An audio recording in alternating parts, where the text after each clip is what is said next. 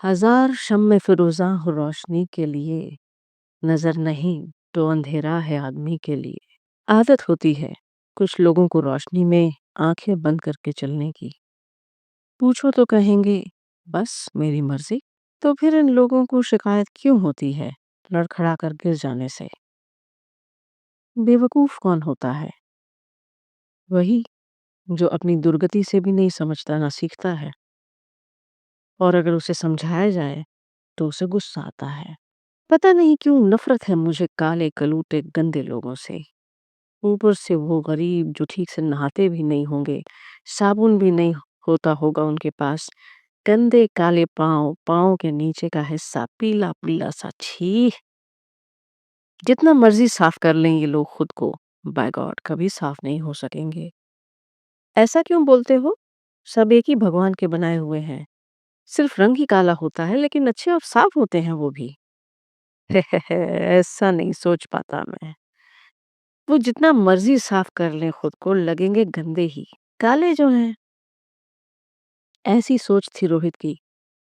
रोहित एक अमीर बाप का बेटा, खूबसूरती पसंद, अमीर शौक और अच्छे कॉलेज में पढ़ने वाला। अक्सर कहा करता था कि गरीब लोग लाख अच्छे सही, लेकिन वो गंदे और अनहाइजीनिक लगते हैं।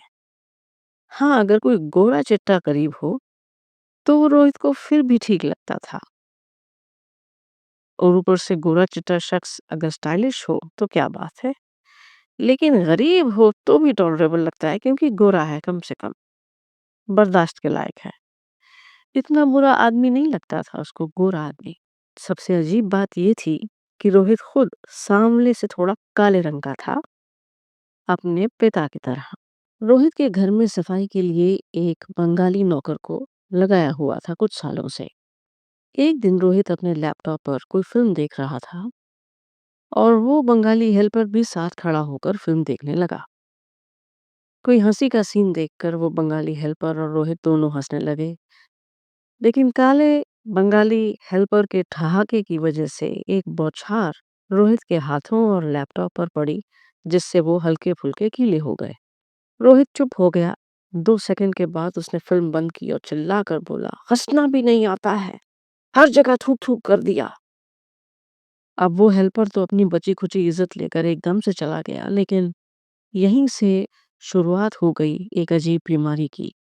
घंटों अपने हाथ धोता रहा रोहित उसके बाद, और कोसता रहा हेल्पर को। उसको लगता कि जर्म्स धोने से आसानी से जाएंगे भी नहीं।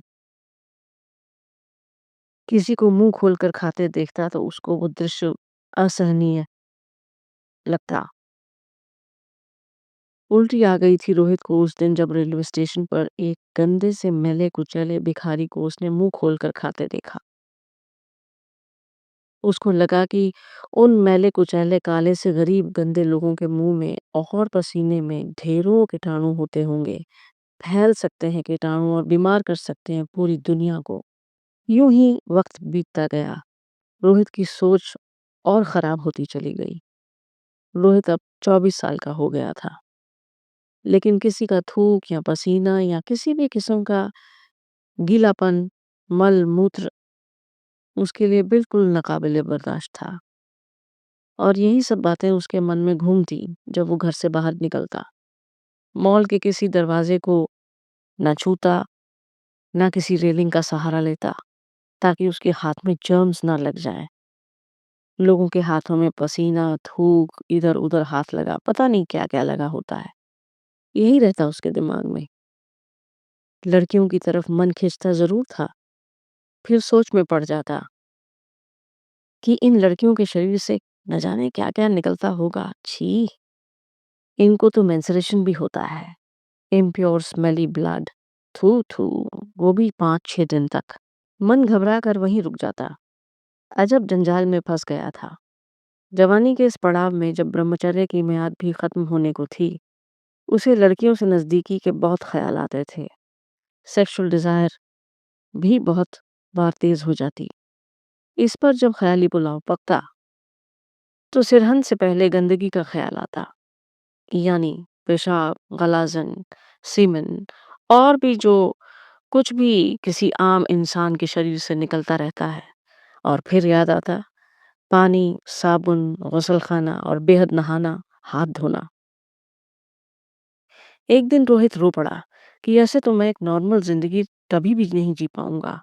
क्यों शरीर को इतना गंदा बनाया भगवान ने?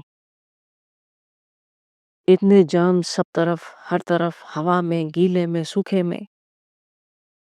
लेकिन लोग तो बहुत आराम से जी रहे हैं, नहाते भी नहीं हैं और सभी कितने आराम से हाथ मिलाते हैं, गले मिलते हैं।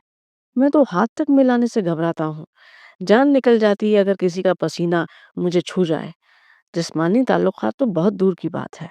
रोहित सोचता चला जाता और फिर हाथ धोता चला जाता और फिर कपड़े भी बदलता और उसके बाद अपने कमरे की बेडशीट भी। रोक नहीं पाता था खुद को।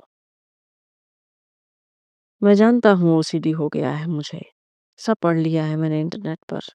इसके इलाज के लिए बहुत घूम रहा हूँ। हाँ, एक जगह का पता चला है जहाँ 1 हफ्ते के कोर्स के बाद ये बीमारी खत्म हो जाती है, ऐसा कहा है उन्होंने। लेकिन वहाँ से आए 1-2 आदमियों ने रिव्यूज़ में लिखा कि वो सब फ्रॉड है। मैं कैसे निकलूँ बाहर? क्यों हो गया है मुझे? ओसीडी हो गया है मुझे।